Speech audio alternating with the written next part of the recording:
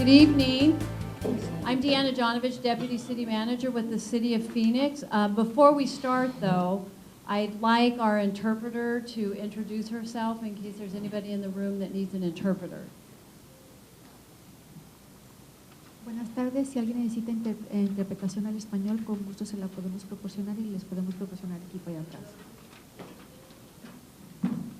Thank you. And so tonight we do have Councilman Daniel Valenzuela and Councilwoman Laura Pastor coming shortly. So while we wait for them to arrive, we are going to go ahead and show you two videos. The first video is a brief overview of the budget process and how it works, and then the second video is specifically about our budget. So we'll do that, and then they'll speak when they arrive.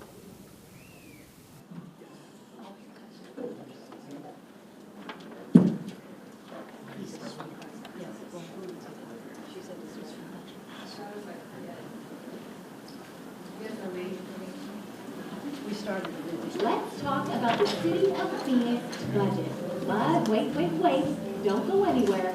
We're going to make this quick and interesting. Did you know that last year, 1.5 tons of broccoli were served at Phoenix Senior Center? And city vehicles like these garbage trucks traveled 2.9 million miles. That's equal to 119 times around the earth. Can't forget about our furry friends, the city's trained police and fire dogs. Their job is to sniff out the bad guys and find evidence. Last year, they ate 24,000 pounds of food to stay strong. So what does any of this have to do with the city budget? Everything. The Phoenix budget is around $4 billion. It pays for lots of services that make your life better, safer, and more convenient. It's a huge effort made up of lots of smaller pieces, programs, and people that it takes to get the job done. So how those pieces fit together, the people, the building, the vehicles, and equipment, gets us to the total city budget. Explaining how it works isn't always easy. Managing every item in a budget with over 400 different services provided by over 14,000 employees is a year-round project, one we work on every day. And it's you, the residents of Phoenix, who we have to thank for giving us a budget to balance. The bottom line is that we get revenue, taxes and fees for specific services and grants that we spend on the cost of services. That's city employees, buildings, equipment, contracts, and supplies. Here's how we get revenue to pay for important city services. For example, when you eat at a restaurant, shop in a store, fill up the tank, fly out of Sky Harbor, or pay your property taxes or your water and trash bill. That all helps to pay for things like fire and police, paving roads, new bike lanes, more library books, street lights, clean water, parks and trails, just to name a few. To provide these important services, we divide our work and track our costs through 36 city departments and functions, like police, fire, parks, library, neighborhood services, water and aviation, and our support services, like the city clerk, human resources, finance, budget, and information technology departments. Like clockwork, every spring, departments look at what it takes to provide the services for the year.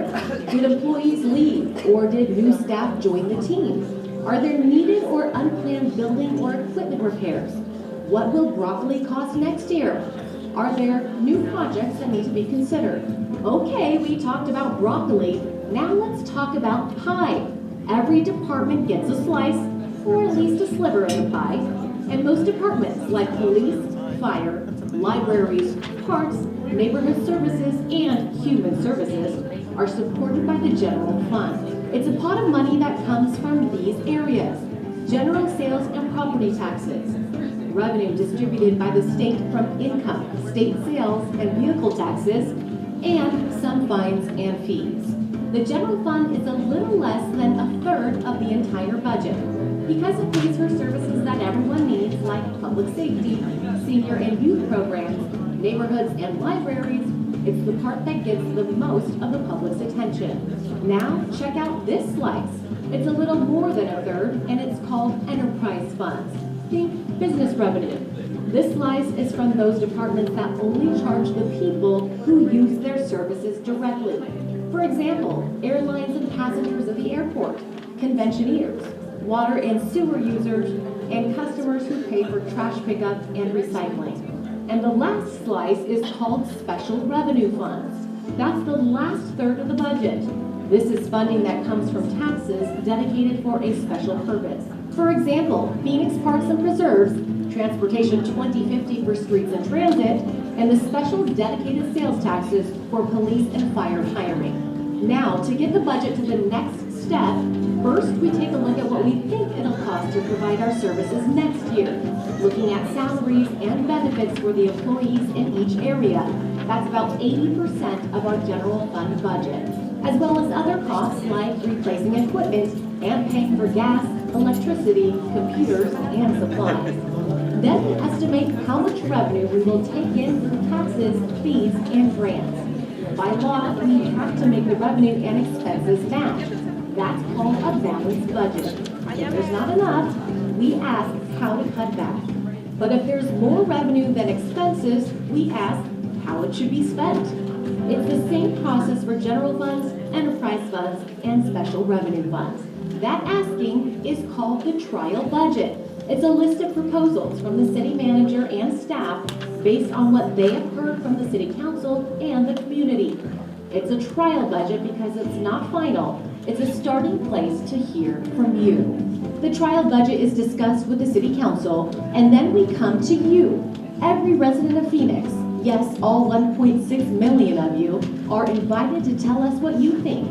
You can attend a meeting and give your feedback there, or read the trial budget online and give feedback that way. Based on what you tell us, the budget is revised and presented to the city council for a second round of discussion and feedback.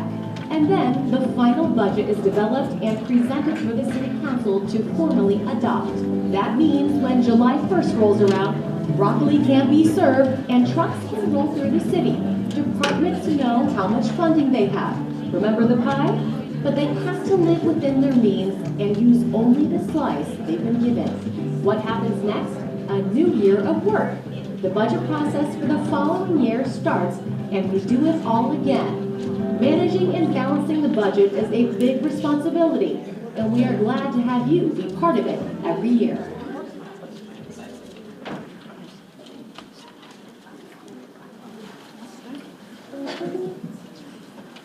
Before we do the next video, I'm asking that those that are participating in the budget hearing to please take a seat. It's just better for to fill up the seats. We've asked staff to get up and provide you the seats, so I would like for those that are here to do a testimony or do a public, put in a card to please sit down. Take a seat, it's going to be a while.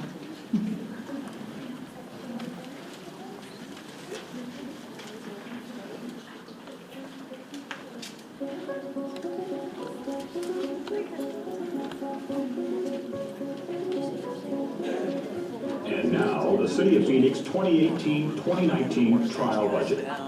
Last year, we projected a potential budget deficit for 2018-19, more expenses than revenue, as high as $60 million.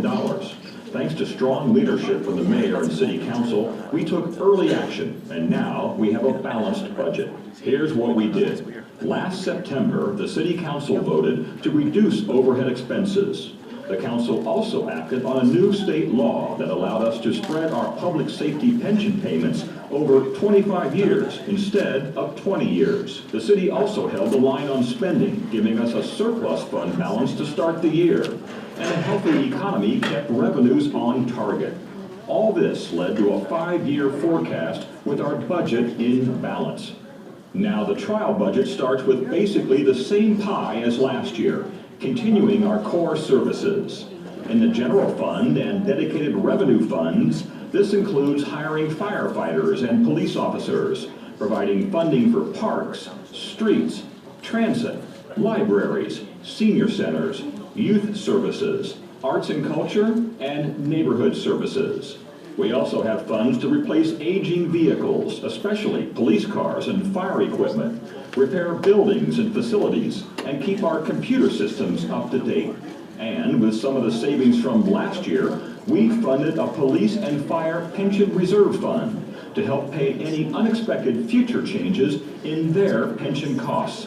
The trial budget includes $2.7 million in proposed enterprise and special revenue fund additions to keep pace with growth and workload demands, as well as $2.9 million in additional general funds to allocate for community services. The general fund provides support for basic services across the city, like police and fire staffing, park and library operations, and programs for youth and seniors. Let's walk through each area. First, the general fund. Public safety has the highest priority in our budget, with over 70% of our general fund going to police, fire, prosecutors, court system, and emergency management. In the trial budget, the proposal is speed up processing of the more than 77,000 police public records requests received each year by reallocating current resources. In addition, the police department will add resources for crime scene investigation. Adding 5 new positions will help officers locate and apprehend violent offenders possessing guns. The addition of 8 fire protection positions to support the city's building inspection program and ensure properties throughout the city comply with fire safety laws and standards. And we're budgeted to continue hiring police officers and firefighters. The trial budget includes a $6 million general fund set aside and related grant support to keep fire's filled staffing level at 1,654 positions for the next 3 years. Reducing the impacts of homelessness in Phoenix is a priority. With a nearly 60% increase in unsheltered homeless, the goal of the city is lead with services by connecting individuals experiencing homelessness with appropriate services while reducing the impact on Phoenix neighborhoods. The PHX Cares Community Action, Response, Engagement Services Initiative saw more than 1,000 calls for outreach and engagement in the first 3 months. As part of the new PHX Cares initiative, the proposed budget provides for additions across human services, neighborhood services, and parks and recreation, including the addition of 2 more contracted homeless outreach teams to increase the city's caseload capacity by 360 clients per year, and continuing to lead with services. Parks and Recreation will add 2 ranger positions to provide direct outreach to people needing services in the city's urban park system. This brings our total number of rangers to 79, adding 2 positions to coordinate client service referrals, improve response times, and ensure coordination of efforts by all city departments to address code violations that arise from encampments. Phoenix continues its investment in neighborhood livability in this year's proposed budget with these proposed additions. Add 5 enforcement staff in the Neighborhood Services Department for a new sober living home licensing program. The purpose of this program is to enhance the health, safety, and welfare of residents of structured sober living homes and the surrounding community by establishing standards and regulations for the homes and their operators. As part of program administration, the City Clerk Department also will add 2 licensing positions to process and oversee applications funded through licensing fees. Increasing shade and replacing trees citywide with $450,000 to plant 750 trees annually and provide water and maintenance for them to thrive. This is also part of the city's Tree and Shade Master Plan. Additionally, the Office of Arts and Culture is proposed to receive an additional $30,000 in funds to increase grant funding for Phoenix arts and culture organizations to pre-recession levels. There is also funding for a project manager tasked with developing a Latino cultural center in the city of Phoenix, and for our libraries, continuing to restore hours for the community. This proposal makes Sunday hours permanent at 4 libraries: Yucca, Century, Harmon, and Ocotillo. Lastly, the budget provides for funding to support outreach for the 2020 census to make sure all residents participate and get counted, and the staff needed to oversee the city's involvement with the census count. Now for the non-general fund piece of the pie. Remember, this funding comes from dedicated fees and charges to customers. like development fees from companies that must pay for construction-related services provided by the city. The Planning and Development Department will use this revenue to add 18 positions, handling everything from plan review and site inspections to mapping, long-term planning, and more frontline staff for customer service assistance. Additionally, the Street Transportation Department will use special revenue funds to add 30 positions at a cost of $859,000 to improve our streets and support the paving maintenance and traffic improvements, as well as traffic signal electricians, Transportation 2050 related bicycle and pedestrian infrastructure development and maintenance, and employees to oversee the city's pavement plan, street sweeping, and proper implementation of Americans with Disabilities Act required projects. Altogether, these pieces of the pie do more than describe the work our city departments will do in the coming year. They tell the story of Phoenix's continued growth to be the 5th largest city in the country, with a diverse and thriving economy and a community that's in demand as a great place to live, work, and play. Thanks for taking the time to learn about the 2018-19 City of Phoenix trial budget. And please don't forget, this year's budget hasn't been adopted just yet. Your input is important, and the City of Phoenix wants to hear from you on what the upcoming budget should look like. Make sure you pick up a budget pamphlet outlining all the proposals and options at any of the public meetings or online at phoenix.gov/budget. You can also send your comments or questions to budget.research@phoenix.gov, or to reach us by phone, call 602-262-4800. You can also comment on social media by using #PhoenixBudget. Thank you for participating in this important process.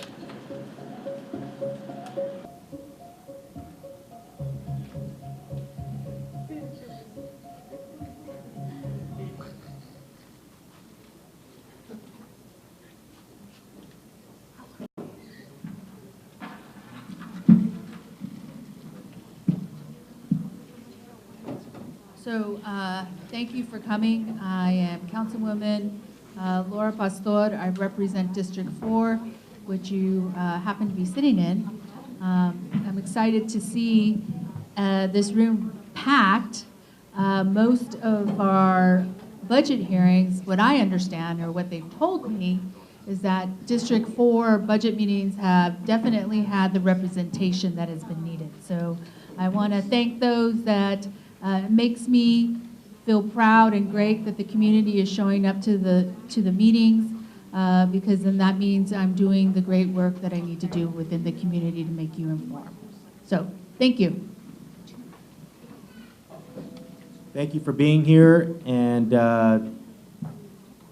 Councilwoman Laura Pastor, a friend, is one of the reasons D4 has such strong representation. But at the end of the day, it comes down to all of you. I want to thank all of the city staff in the room, who also, many of which live in this city, who are from this city, whose kids are growing up in this city, and who care as much as the people who are going to school here, teaching here, and so on. At the end of the day, we have to pass a budget. It's not like Congress, fortunately, where we don't get to kick the can down the path here. We can't just keep rolling debt over. We actually have to act, and that's a good thing. But that said, we by law have to act, and so it's important that we have this type of representation, and we have people weighing in every opportunity you have. Now, we have 15 total budget hearings. I'm honored to be a part of 5 of them, so a third of them. This is citywide budget hearings. But with the councilwoman at this place, Metrotech, this is something that Laura thought up a few years ago. And this started with specifically doing one around our youth. And it's good that everyone is here, but the purpose of having Metrotech is to give an opportunity for our students to weigh in, because at the end of the day, some of the things that are being voted on today, we will realize them when you are, walking your children to the park and so on. So this is your city, and we want everyone to know that. So I'm going to hand it over to Jeff Barton, our budget director, Jeff Barton, and we also have Deanna Jonovich, who's the deputy city manager. If I could just take a moment, because I'd be remiss if I didn't do this. I just drove here from there's an animal hospital there on about 23rd Avenue and Glendale. There was a pretty horrific scene today, and a canine officer canine was killed in the line of duty, and it's pretty painful. So Officer Howard is okay, fortunately, and unfortunately Bain didn't make it. So just keep our first responders in your thoughts and prayers, and thank you. Jeff? Good afternoon, or good evening, everyone. Thanks for coming out. So first and foremost, a couple of housekeeping rules. We'll try and keep each speaker to about 2 minutes. Deanna will give you a prompt when you've reached 2 minutes, and I apologize in advance for any name that I butcher as I read your name. So our first speaker, Jesus Lopez.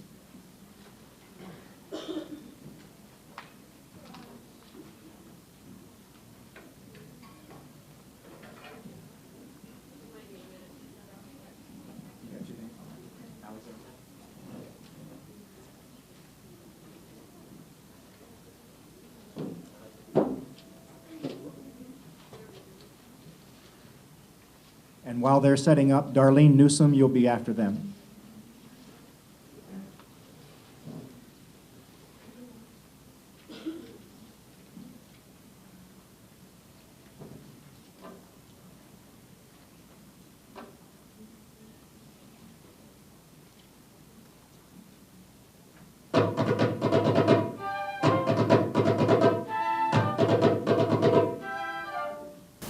There are 30,000 more young people in Phoenix today than there were 6 years ago.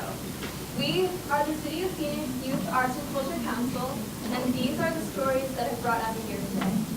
Good evening, everyone. My name is Alex. I've been in dance classes since my freshman year, and I also act in my school's theater production. Dance has taught me how to challenge myself and push my body to the limit.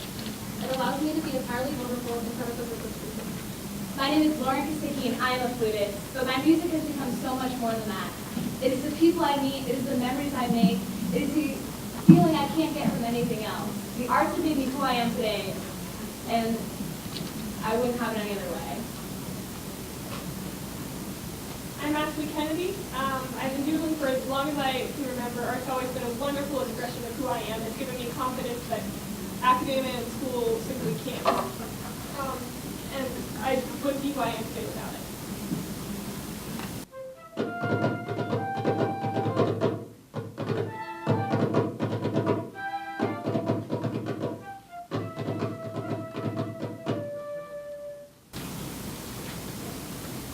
Youth matters, especially here in Phoenix, where over a quarter of the population is under 18 years of age. And but education has never been among Arizona's political priorities. Arts are incredibly important for students. Students who are involved in the arts are 31% more likely to pursue higher education. Among the low income communities, high school dropout rates dropped to about 4% compared to the 22% elsewhere.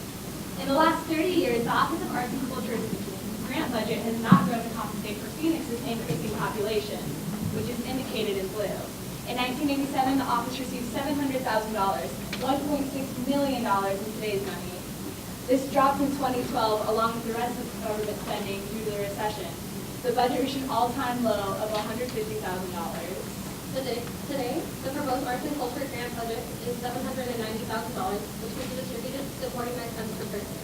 This is half of the expected budget of $1 per person in most major cities of America. Phoenix should be next.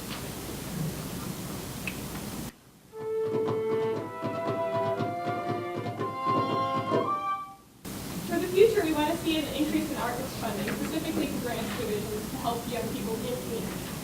Funding would help support arts events involving young people within the community and your district. Some examples we have planned for the future include the Young Phoenix Film Challenge, an opportunity for young people in the city of Phoenix to create their own short films, scheduled to happen in October. There will also be a viola ensemble produced by a local group of high school students. None of these events will be possible without the funding we received last year. And in order to ensure that events like these continue to happen, we ask for your continued support.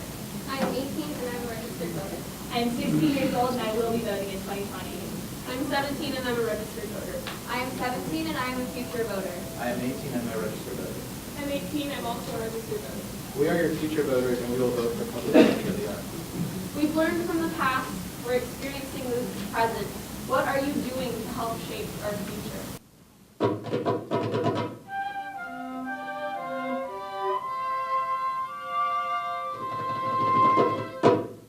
Thank you. Thank you, Councilor.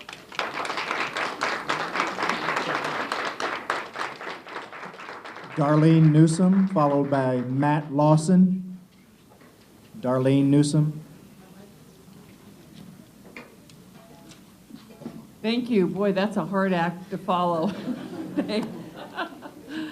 I'm Darlene Newsom. I'm a city resident in Phoenix, and I'm CEO at UMOM New Day Centers, which is the largest shelter for homeless families. And I'm here to talk about more support for homeless shelter beds. UMOM also serves single women, and we also took over the Tumbleweed Youth Programs for homeless youth. And in particular for families, today we have about 60 families in the city of Phoenix that we're aware of that are living on the streets. And to me, as a city, we should not tolerate any children or family living on the streets. And I would like to propose that UMOM could open an additional 10 shelter beds, emergency beds, for families, which would extend our shelter. We'd be able to serve 40 additional families in a year.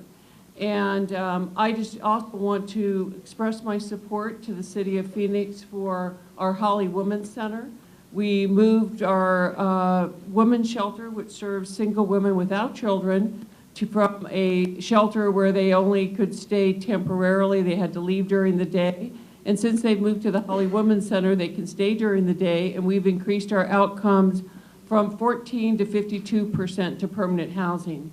So it shows that keeping families, keeping the youth, keeping the single women all day, and be able to provide that case management services, you can have the outcomes that you need. So thank you.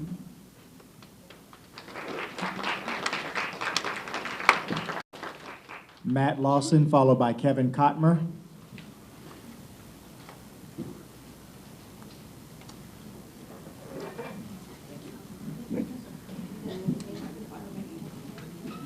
Good evening, everybody. My name is Matt Lawson. I'm a local resident, and I've also been a firefighter and paramedic for the city of Phoenix for 6 years now. I chose this meeting specifically because it's for the youth, and I think the issue I'd like to address tonight is something that definitely affects them, as they're the future of our city. So I'm here today as a firefighter to ask for the community support and also the support of our local leaders in providing our fire department with some extra staffing. I'm a roving firefighter who works in this local area, actually right down the street on I-17 and Thomas, and we're in need of some more staffing. Each and every shift that I go to work, we're going out on calls in other people's areas, and other folks are coming into calls on areas in our area multiple times per shift. And what that does is it leaves a gap in coverage.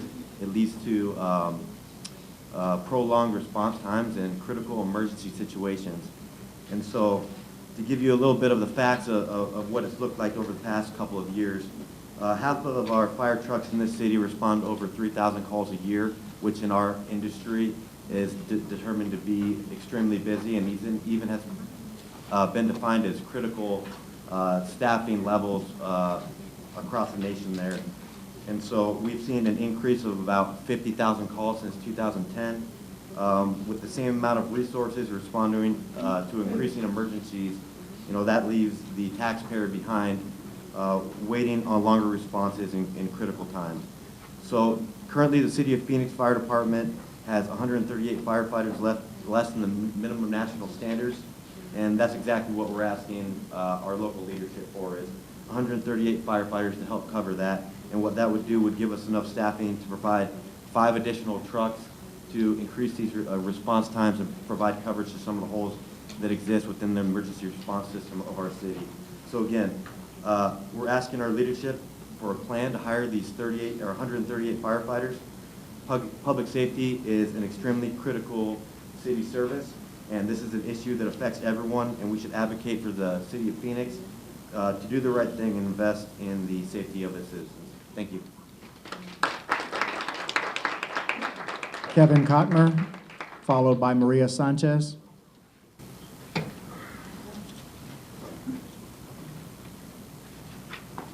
Good evening. My name's Kevin Cotmer. I'm here tonight as a resident of District 4, a member of the Phoenix Fire Department, to demand a plan for our city leaders to increase the public safety staffing and infrastructure. The model that is used by the city to determine staffing needs is outdated. The temporary measures designed to survive budget deficits 10 years ago has created a dangerous scenario. This staffing shortage puts our citizens and firefighter lives at risk due to longer response times. Since 2010, the PFD has seen an increase of 50,000 calls and a steady population growth.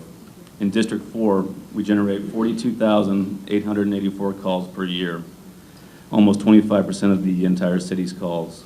7 out of 10 of this district companies run over 3,000 calls a year. When a fire company runs over 3,000 calls a year, it causes longer response times. That increase, coupled with the Great Recession's budgetary recoiling, has left the PFD 138 firefighters short of the minimum national standard. We would like to respectfully demand clear objectives on how our city leaders will hire 138 firefighters and bring our great city back up to at least the national minimum. Thank you folks very much for your time. Maria Sanchez, followed by Yasmin Sagastone.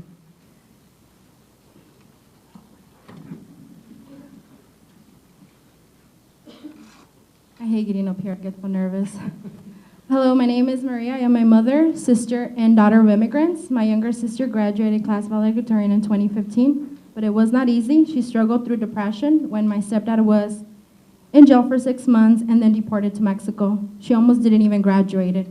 She almost didn't graduate high school. Laura, you were actually there for her speech. I almost dropped out of high school myself, my sophomore year, when my dad and my brothers were deported in 2009, leaving me homeless.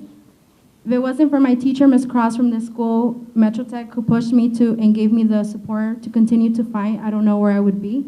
I probably wouldn't have even graduated from high school either.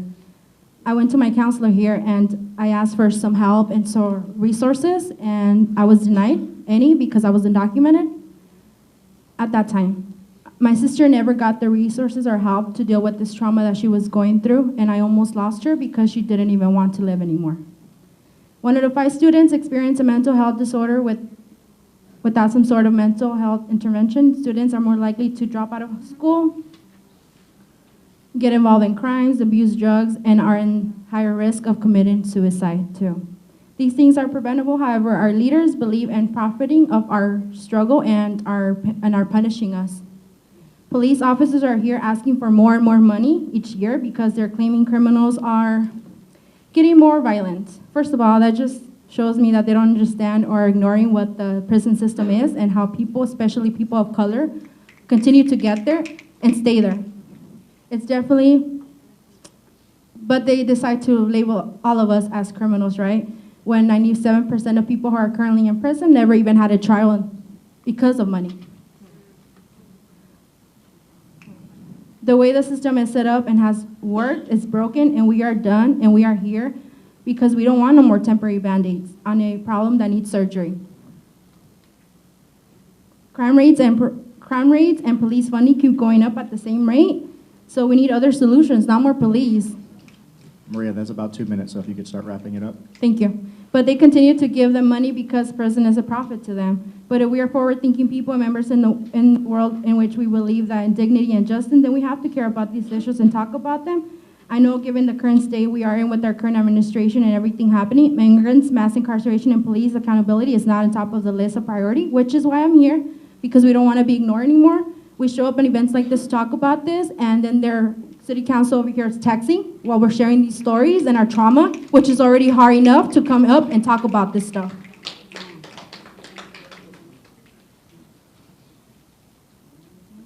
There's more, but they're coming off already, so thank you. Yasmin, followed by Ignacio Castro.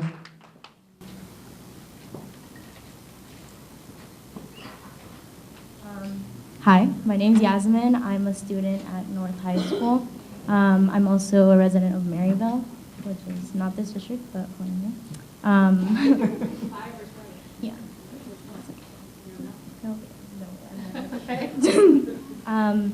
Anyway, I'd just like to point out, like, thank you for all the youth being here. I know that it's, like, not really, it's not seen as a thing that we care about, but, like, we're here for that. I'm here advocating for two demands, one being a legal defense fund for immigrants that are pushed to ICE by Phoenix PD. We know that our families have been separated for many, have been and continue to be separated through this collaboration of ICE and Phoenix PD. So it's the least that you can do for us so that we can fight for ourselves and our lives. The other thing I'm here to advocate for is a compensation fund for the communities and families that are impacted by police violence. We know that Phoenix PD is one of the most deadliest and bloodiest in the nation. They've already killed 18 people this year, and it's only April, so like I don't want to see how many people they kill next. It's the money would be going to things like trauma support and counseling and things like that. So if that could happen, thanks. Yeah, it's really not fair that our people are being killed, especially us, the youth. We're here for a long time, and we'd rather see it be a safer community than not. So, thanks.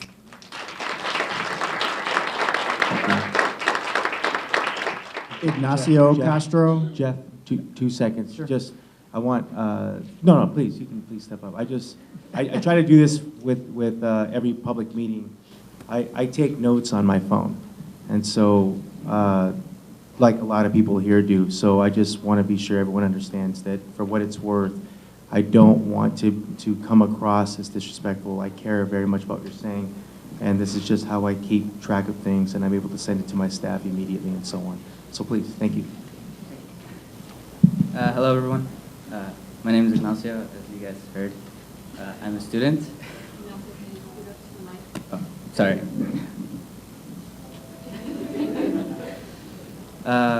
So I'm going to start off with a little story. So when I was younger, I used to idolize the police. Actually, when I was smaller and my brother was taking care of me, I called the police. I called the police just to say hi. And they thought something was wrong, and they asked me like who I was with and everything, and I was just like, oh, I'm with my brother, I just want to say hi. And probably caused an emergency, but it didn't pass, it's okay.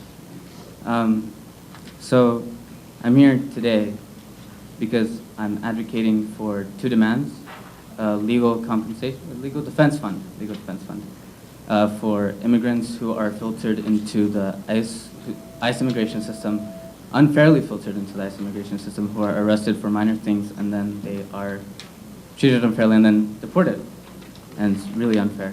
And then the second demand is a compensation fund. The compensation fund for families who have been separated. Compensation fund for families who have been separated by the immigration system and who have lived through trauma, and yeah, they don't deserve that. They don't deserve to be traumatized and scarred for the rest of their lives without any support or having to fend for themselves. Thank you. That's pretty much it. Adriana Gonzalez, followed by Brianna Boyton.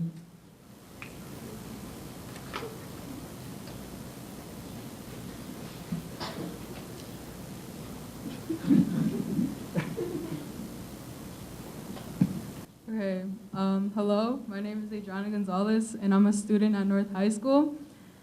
So I'm here today because a lot of people are impacted daily by police and ICE presence in 4th Avenue Jail. Many people are pushed into ICE custody by police.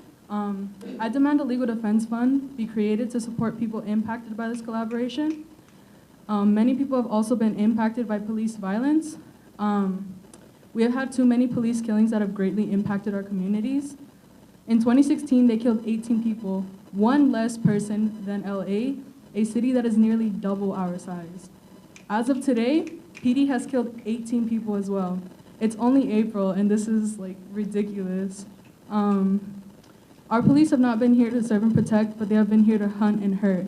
I don't want to be a statistic in the future. I'm a queer brown woman, and I don't want to worry about whether or not my family or my siblings will be targeted by police. I demand a compensation fund for communities directly impacted by police violence. I also demand that more resources such as counseling and therapy be easily available for these victims' families.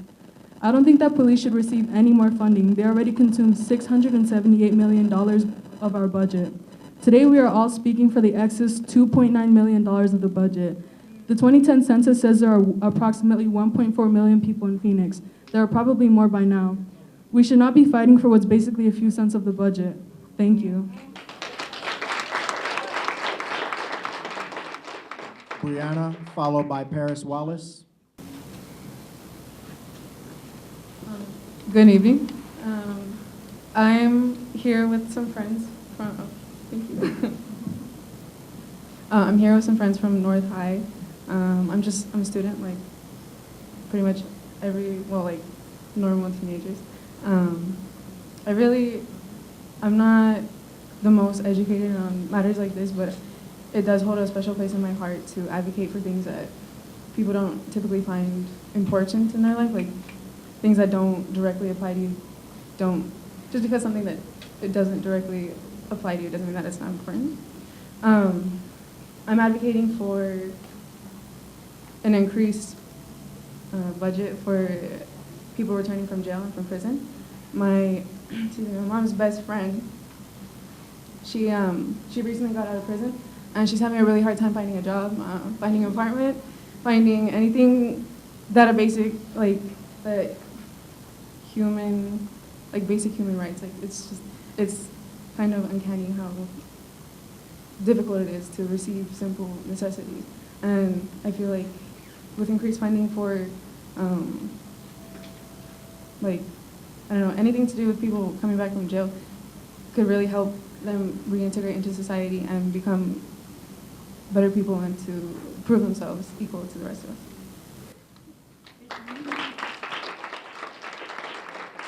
Paris Wallace.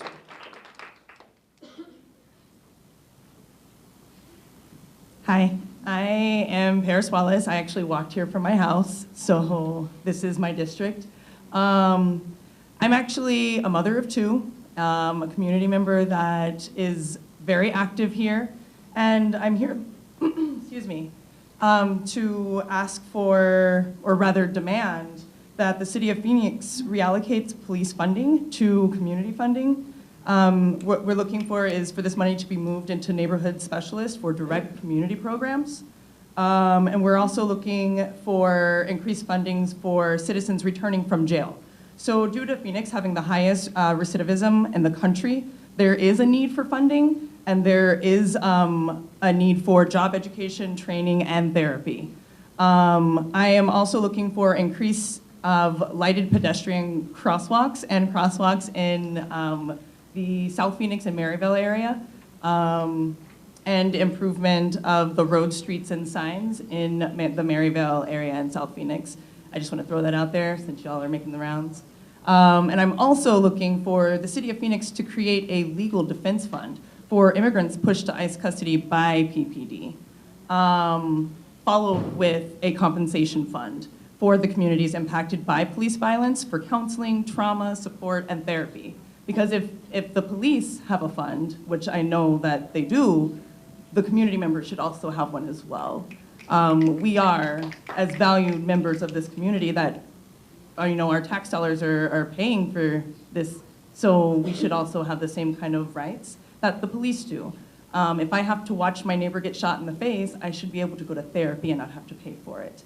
I'm also looking for essentially a people's budget. You know, we have $2.9 million that we're fighting over. How many people are in this city? So, yeah, so we each get $1 to fight over. So I'm looking for something that will increase, like me wanting to put into the community. So, thank you.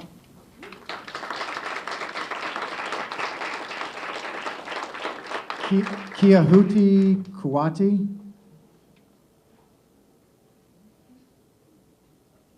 Going once.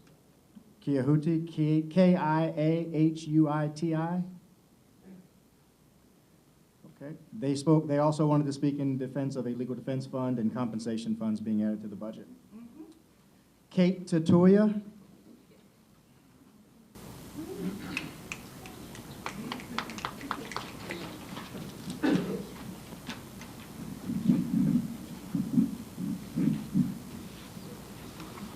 Hi, good evening, everybody. My name is Kate Tataya.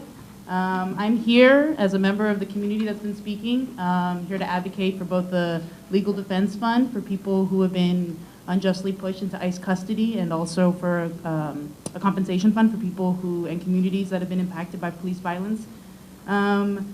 I want to talk a little bit, at the last meeting I talked a little bit about the overwhelming amount of resources that the city of Phoenix puts into policing in the city. I mean, it's like 60–70% of your public funds that they spend on police salaries and pensions for the police union. The police have their own compensation fund because they are emotionally hurt when they enact violence on us, on our streets, and so they get money to help them through that. Not only that, though, this council and the governor of Arizona use policing to solve so many of our problems.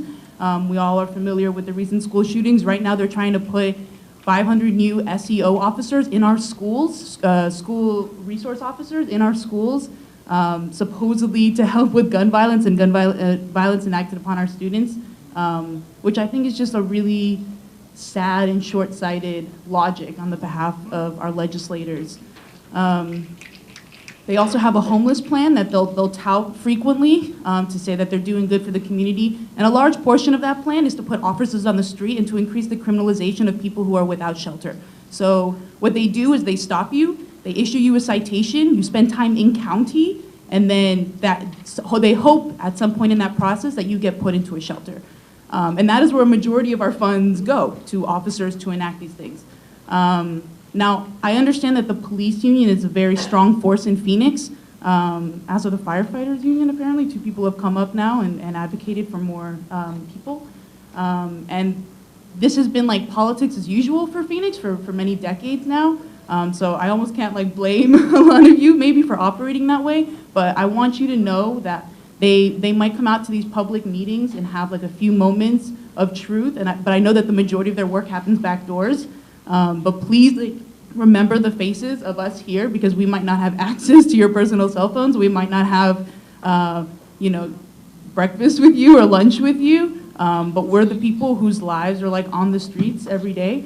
Kate, if you could start wrapping it up, please. I could start wrapping it up. Yeah, so yes, a legal defense fund, a mental health and health compensation fund, please, please, please, please. I know the money's out there. Like, it's not just $1 million, $2 million, it's like tens, 20s, 30s of millions of dollars that you have. So, thank you. Ryan Tempest. So there was a comment made regarding backdoor. I don't think I do any backdoor deals. All my deals or any conversations are open. You're more than welcome to call my office at 602-262-7447 and come and visit with me regarding the issues.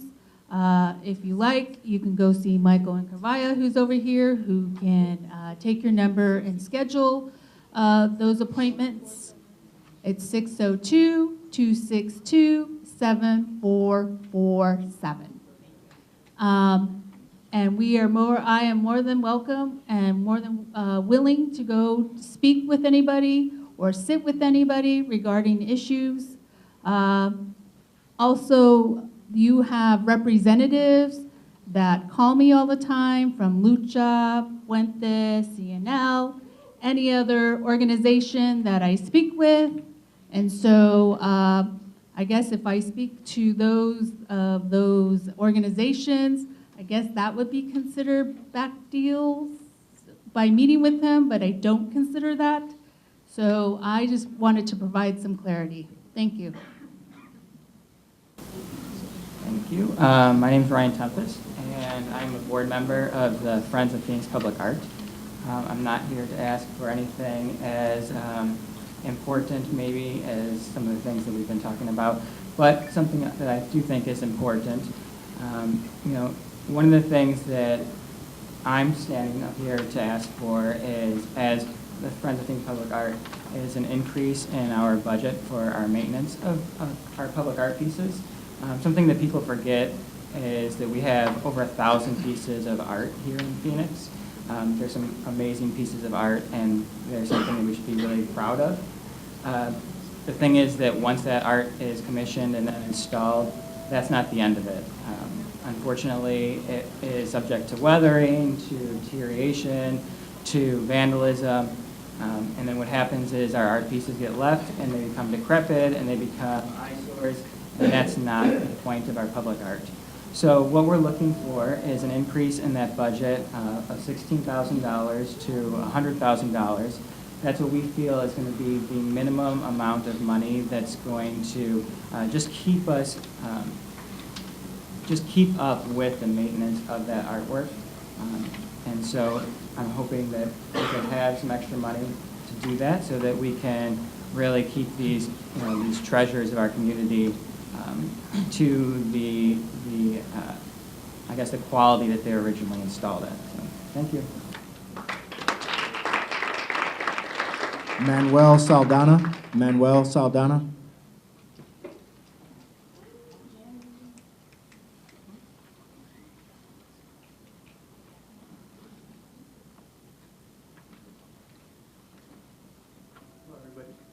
Hi, everybody. My name is Manuel. I like to consider myself an active member of this community. I'm a two-time Afghan veteran. I was part of the Arizona Infantry. I also helped on out a campaign, knocking on doors. And recently, I've been working with youth from Puente, and they're amazing. And that's the reason I'm here today, because Tina invited us. Just looking at this graph and showing what that is, it kind of hurts me a lot. A lot of this, I also was working at Tumbleweed shelter for 3 years. And I see that a lot of the stuff, a lot of the problems that we have are intertwined. If you put like a bucket to catch drops from a ceiling, that's what this is. If we fix the ceiling, we don't need all these police funds. So two of my demands are to do the legal defense fund for migrants pushed into ICE custody. I talk to people at Puente that are afraid to call the police because they're afraid to be deported. They say, I see somebody driving next to me that's a police officer, and nothing against police officers. Even though there's the most 18 people that have been killed and up to 26 in Maricopa County this year. But there might be a police officer driving next to them. They don't know that. They start getting scared. These demands are not far-fetched. The other one also, the compensation fund for people suffering trauma. Us as veterans, when we come back, I've had guns pointed at me, and we have to talk to stuff about that. Yesterday, I was riding my bike on 9th Street and Roosevelt, and a police officer put a light on me. You can check whoever was working the beat. They put a light on me. I was riding my bike. I had my lights on, and I stopped, and I looked back, and they were laughing. They're like, oh, we got you confused with somebody else. What if that was like a 17-year-old, 18-year-old kid, and maybe they had a bad day? I had just read that article about 26 people being killed by police officers here in Maricopa County. I was kind of pissed and angry when I got the light shown on me last night. I stopped, I turned around, I'm like, what's up? And he's all like, oh, we thought you were somebody else. I shouldn't have done that. I was angry at that, and I'm glad that they didn't do anything to me at that time, but I feel like I knew my rights, and I was able to communicate with them peacefully and respectfully, but we need these funds. It's nothing far-fetched. just looking at this graph, I really hope y'all look at them because we're going to be the ones voting and also working on those campaigns later on. And thank you so much.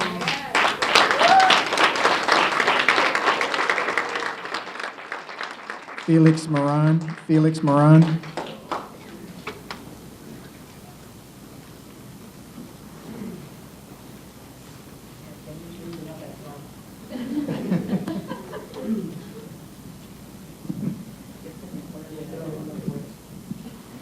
Hello, everyone. Can you guys hear me? All right, sounds good. I feel like I'm Saturday Night Live or something.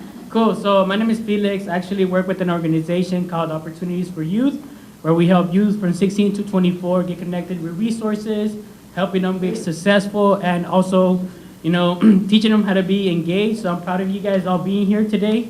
Hopefully I can get into contact with you guys and network and help you guys develop some skills if you guys need them. Also, I'm just coming here for myself because I really do want to ask for more funding pertaining to Youth Build, because that's a program that I graduated from as an alumni. I know that the agency that was gonna get that program didn't get funding for this opportunity, but hopefully this fiscal year coming, they get more funding so more youth could be able to create pipelines into careers pertaining to air conditioning or just carpentry or anything like that. I'm also advocating for more funding for the libraries. As summer is coming, a lot of our youth hide in these places or try to feel refreshed in these places. So I think funding for those hours will be very, very great. And yeah, I think that'll be it for now. Jennifer Hernandez.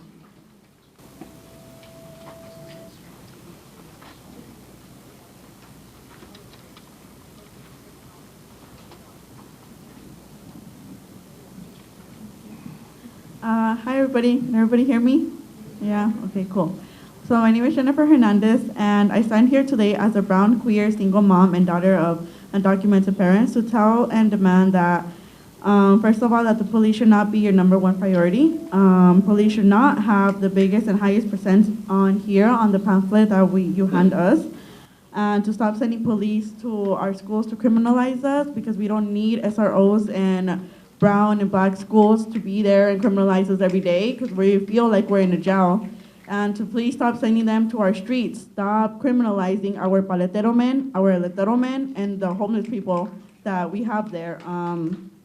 So, as I said, I do demand for the city of Phoenix to create a compensation fund for the communities impacted by police violence so they could get counseling and trauma support and therapy needed after, seeing a lot of traumatic events happening, because I don't want my 3-year-old daughter to grow up in a Phoenix where there is racist police killing people who look just like her. And as a mom, I will fight for her and I will fight for every other kid. And also, like I said before, as a daughter of undocumented parents, I also demand for the city of Phoenix to create a legal defense fund for immigrants pushed to ICE by Phoenix PD, because first of all, ICE and the Phoenix PD should not be working together. Like, they should not. They are two separate things. That ICE should not be in 4th Avenue. Because one day I want to wake up and I want to know that my mom and my daughter are there. That I want to know that my daughter is not going to be asking me, where's my grandma? Where's my tata? Where's my, I don't want my siblings to be asking where their parents are. Thank you.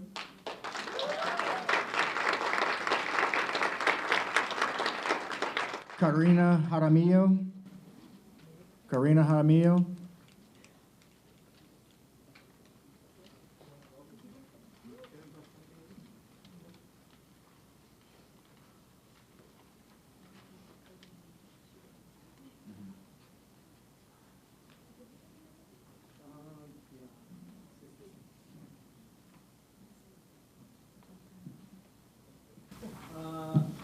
Buenas tardes, yo soy Karina Jaramillo. Good afternoon, my name is Carmina Jaramillo. Soy coordinadora de liberación de Transcur Pueblo. I am the coordinator of the Liberación Transcur Pueblo. Nosotras estamos aquí, somos parte de la organización. We're here, we're part of the organization. Estamos demandando porque también muchas de nuestras mujeres trans y nuestra comunidad LGBT ha perdido la vida. We are also demanding because a lot of the women in our community, they have lost their lives. Esto ha sido en manos de la policía. This has been by the hands of the police. Yo fui específicamente detenida por la policía hace algunos años. Specifically, I was detained by the police a few years ago. Fui puesta en detención gracias a ellos. I was put in detention thanks Entonces, to them. So, se me hace injusto poner tanto dinero en manos de la policía para que siga quitándonos la vida.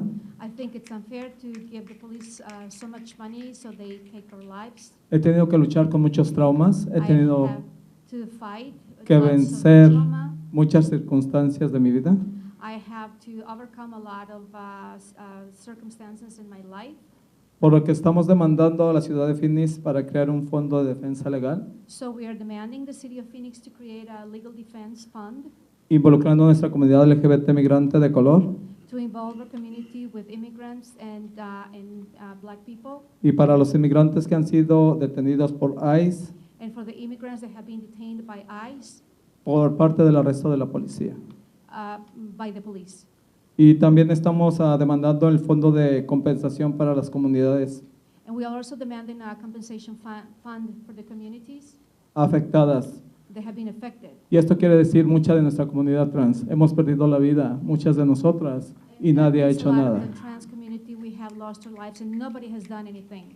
No quiero que nosotras sigamos ocultas, tenemos I don't want vida. us to keep hiding. We have a life. Mi vida y la vida de todas ellas importa, igual que la de My life ustedes. and the life of each one of them matters, just like yours. Gracias. Thank you.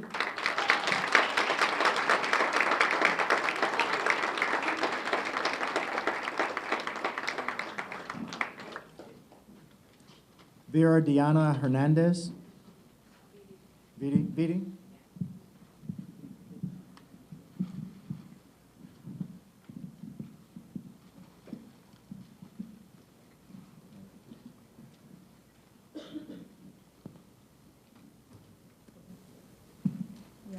Thank you all. My name is Viridiana Hernandez. I am the director at CNL, and we're here again because, I don't know, I had all these things that I was about to say, and I'm really overwhelmed with a lot of emotions right now, and I want to just acknowledge that. We're not here asking or fighting for the $2.9 million, as someone mentioned, $2 per person at the city. We're here talking about the $4 billion. We're here talking about the money that is going to police that right now is not at the table for this conversation, right?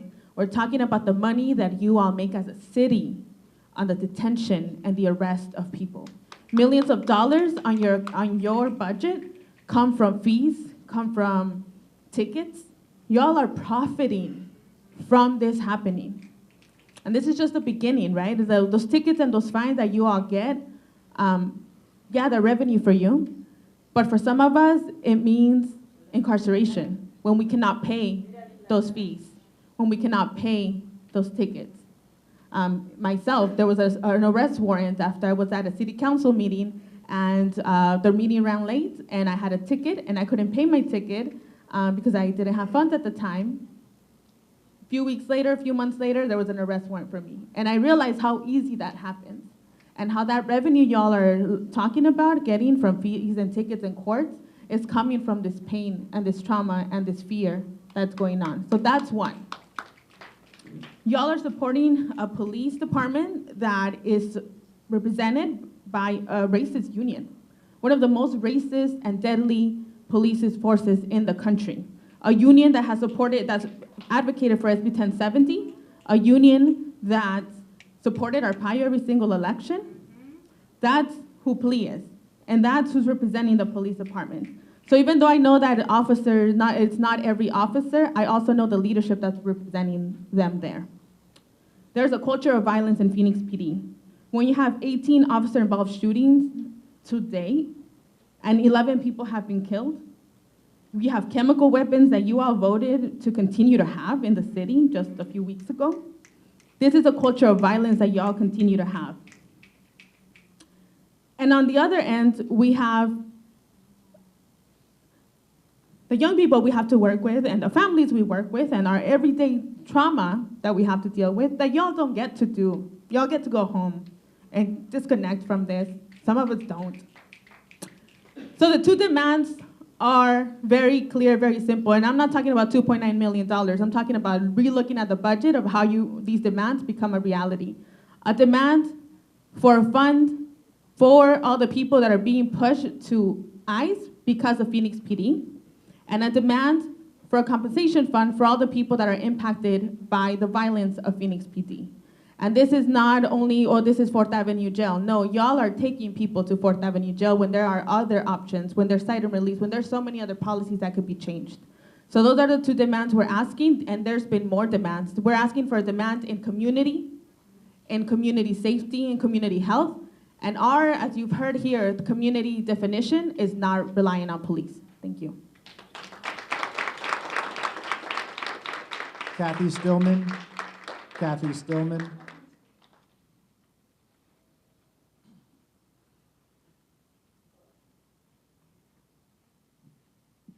My name's Kathy Stillman, and I've lived in Maryville for 24 years. We had 3,888 officers is what we needed in 2008. Now they're only willing to pay for 2,625 officers. That's down 1,200 officers that we're not going to have anymore. And I understand everybody's mad at the police. Maybe it's because we don't have enough officers. We don't have enough firefighters, because from 2008 to 2016, this city hired no public safety people. So I'm sorry that y'all don't like our police. I love our police. I don't think we have enough of them, and I think we need more. Thank you. Miss Suzanne Thrain.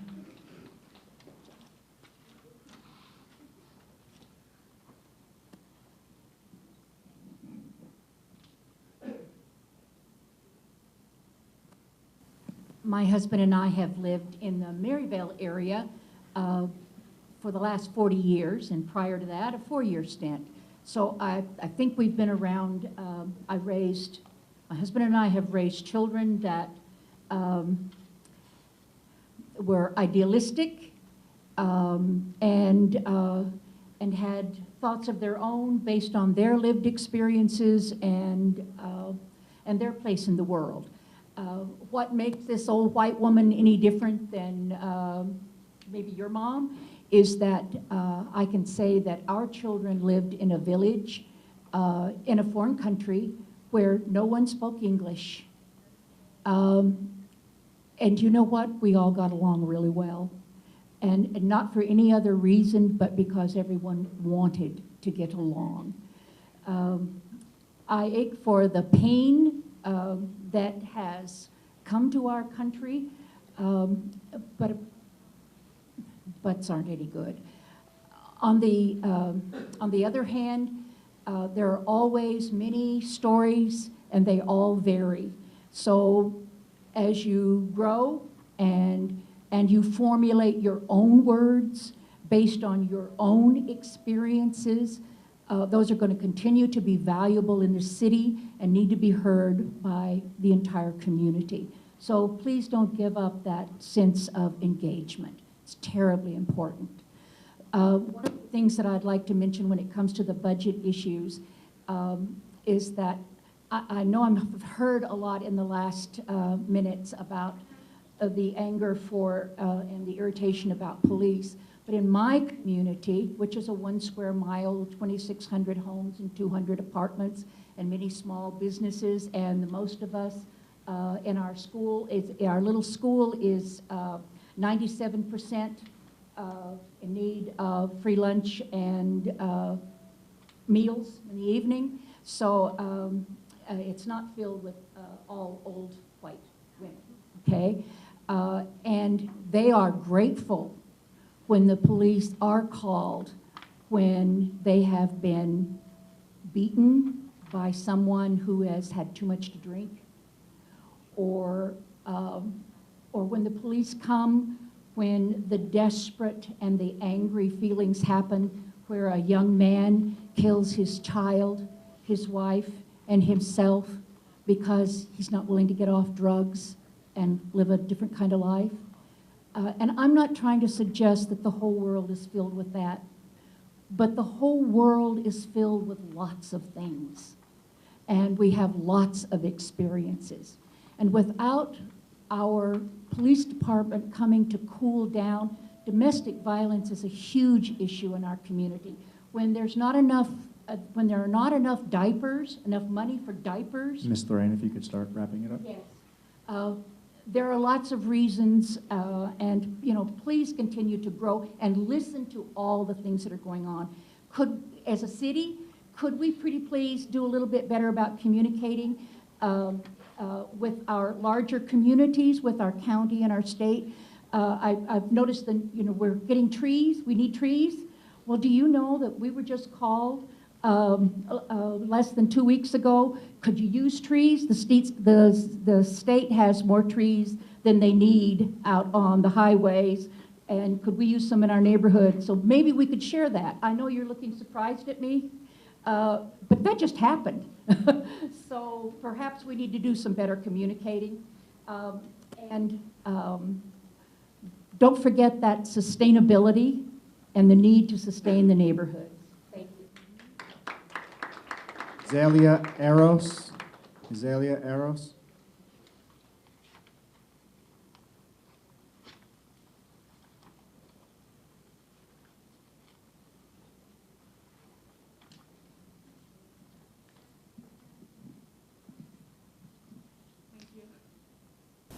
Hi, my name is Zelia Aros. I'm with Puente, and I was invited by CNL. I'll just say my speech. We need to stop funding our criminalization and start funding our safety concerns. I'm sorry, I'm nervous. We need to help people who are returning to their community after serving time in prison. For example, job training, mental health, and family reunification. In our community, we are directly impacted by state violence and can benefit from trauma support and therapy. We are asking,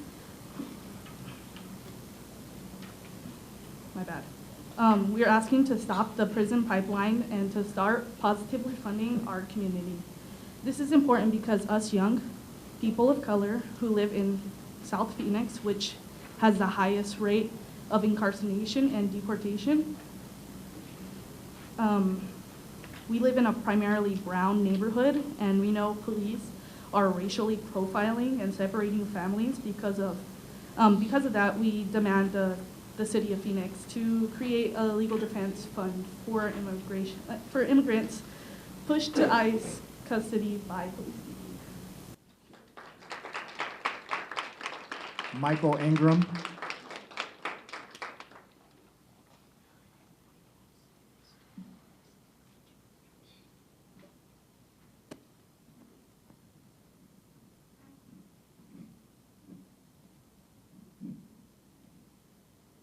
My name is Michael Ingram, resident here at Phoenix. We live in a city where me as a black man, it's 4 times likely to get shot and killed by a police officer in the city. I do the research myself, this is a fact. I want to know how many officers per 10,000 population, how many officers how many staff per 10,000, and where does Phoenix rank nationally for that? We're hearing all these increase in officers, but I want to know why. Decisions have made, but these have to be based on sound decisions, sound science. You can't be trusted with the money you have now. I have over 140 requests in that take months to get. You have an IA Pro system that you sent $60,000 on that's not working, which every one of us should be able to ask how many times the officer's been complained about, how many investigations they have. If you put that in now, it might take you 6 months to not get an answer. That's what we have now. Now you're asking for more money when you haven't been responsible with the money we've given you. That's a leap of faith that we just can't have. The system's already shown that it's broken. Now you want us to give you more money to fix it when it's not working. So these are questions that we should have answered why we need more officers. This woman up here pointed out why we've had a decrease in officers. No research says officers per 10,000 actually makes a city safer. Any research done by police unions can't be trusted. But we need independent research to justify the money that we're spending, because you would ask that for every other institution in the city. Thank you.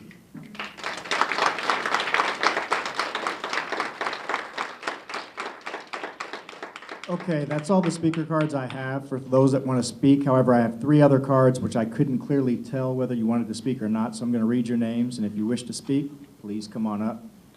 Ken Chapman.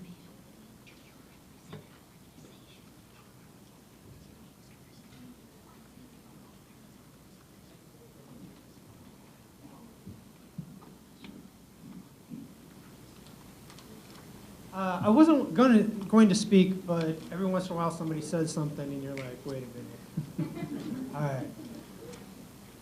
Two things. This is a youth-focused forum, so let's have a conversation about young people. Let's also have a conversation about privilege and courage. The courage that it takes for young people to stand up here and speak truth to power.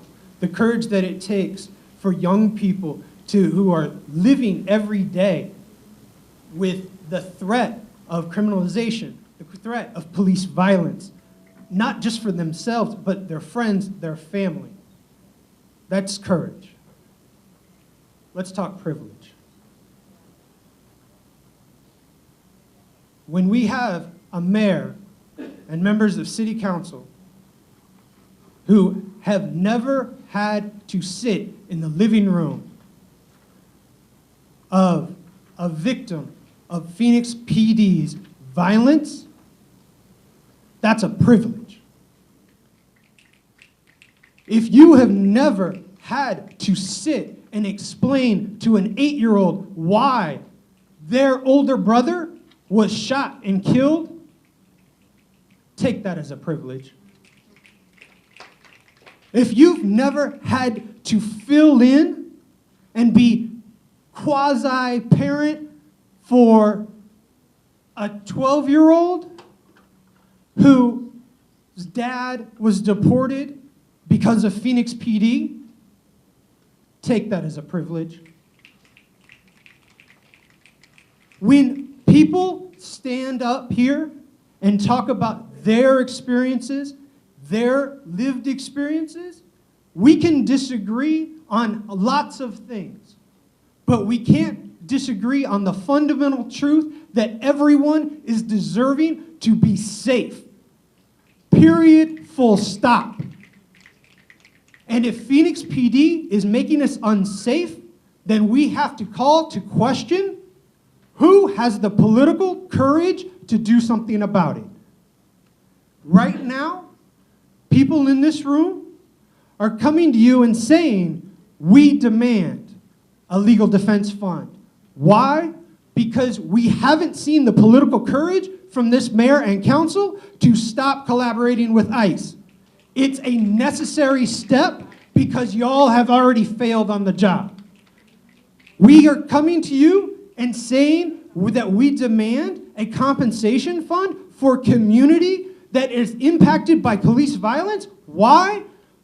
Because there's been a lack of political courage to put Phoenix PD and Chief Williams in check for their violence in our communities.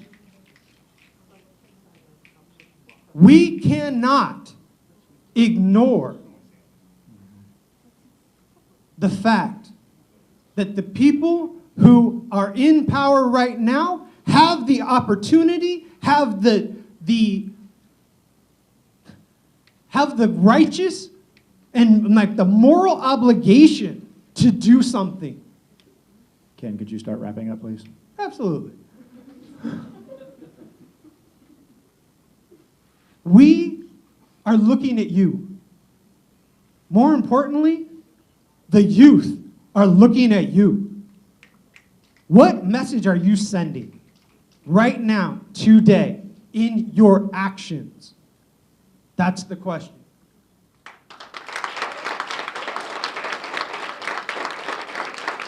Moises Hernandez, would you wish to speak? No? Haley Shapiro? No? Okay, yeah.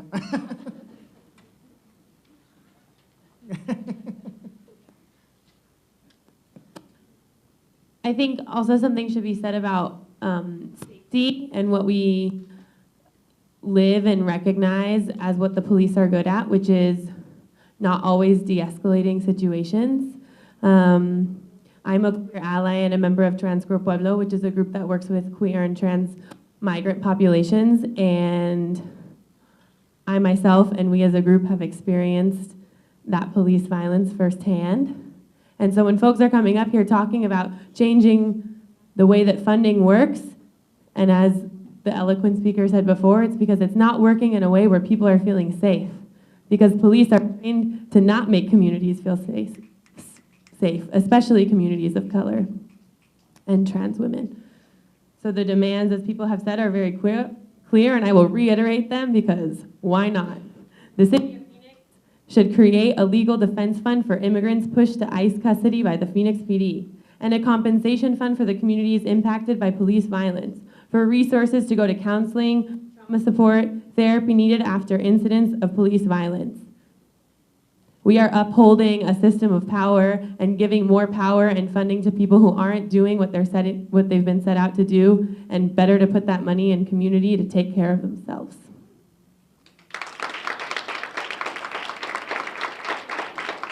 And the final speaker is Triana Miles. Triana Miles.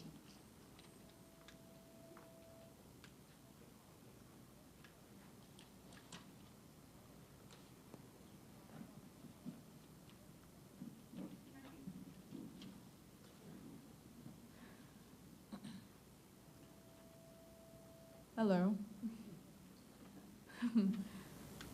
My name is Triana. I'm 15 years of age, and in a majority of my life, as a young black woman, I've realized that there's not really a such thing as good cop or bad cop, because either way, they aren't held accountable.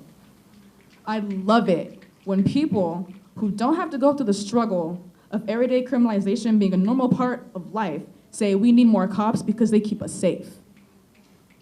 Yeah, I'm gonna keep it real. The only people I ever hear say that are, sorry, white people. So let me ask you this. Who are they keeping you safe from exactly? Who are you, a person of privilege, to say what is safety for everyone? No one. You are no one to say that, because this doesn't affect you personally. You get to turn a blind eye. You get to go home safe under your blankets while we're getting shot for wearing a damn hoodie. This is safety for you, but not for all. I'm demanding a compensation fund and a legal defense fund, because if this is America, the home of the free, then why are immigrants treated like animals? Why are people of color treated like animals? Thank you.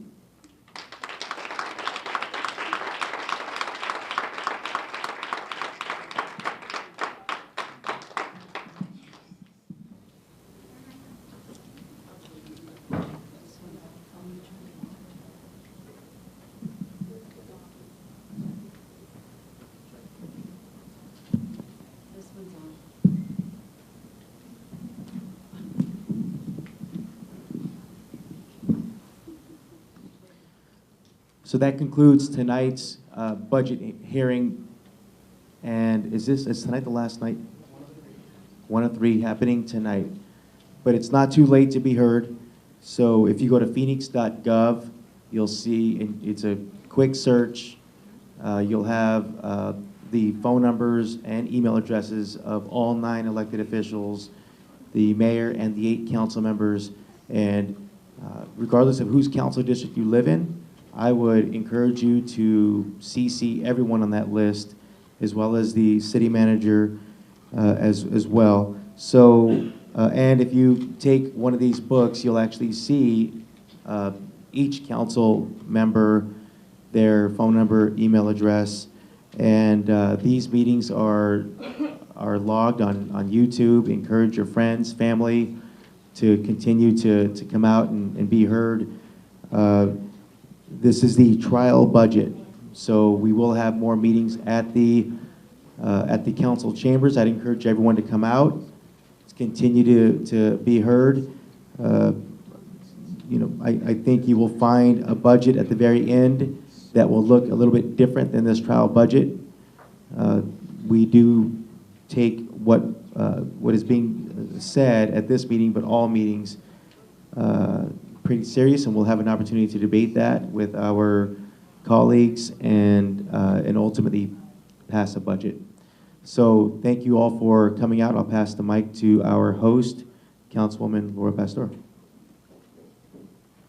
So I'd like to thank the youth. Thank you for expressing what your demands are, what the frustration is in government. I can tell you that government, there are frustrations with government and how the process operates. Next year, and Jeff, you're sitting here, as I have spoken to you and the city manager maybe a year ago, about a year and a half ago, regarding a more participatory budget conversation, which means we start earlier and say, what does the community want? There's 2.9 million. Where do you want your resources to go? And really have a community engaged dialogue regarding the budget. To me, that's very important because it involves engagement, it involves the community of what the wants are, or not even the wants, even the needs are. We've practiced this in Phoenix Union for the last 2 years, and now I want to bring it to the city for communities to have a voice, a bigger voice in designing and developing the budget. Other than the internals, creating the budget, and then we come out to these meetings and then we sit and we listen and take everything back, and then it's crafted once again, and then it gets once again refined to the final end. I think more importantly, the community has to be in the front end and really participating in the process. The other dynamic that I want to say is people may think or people feel like I live a privileged life, but people don't know the journeys that I walked. And there are families that have been affected, that have affected me.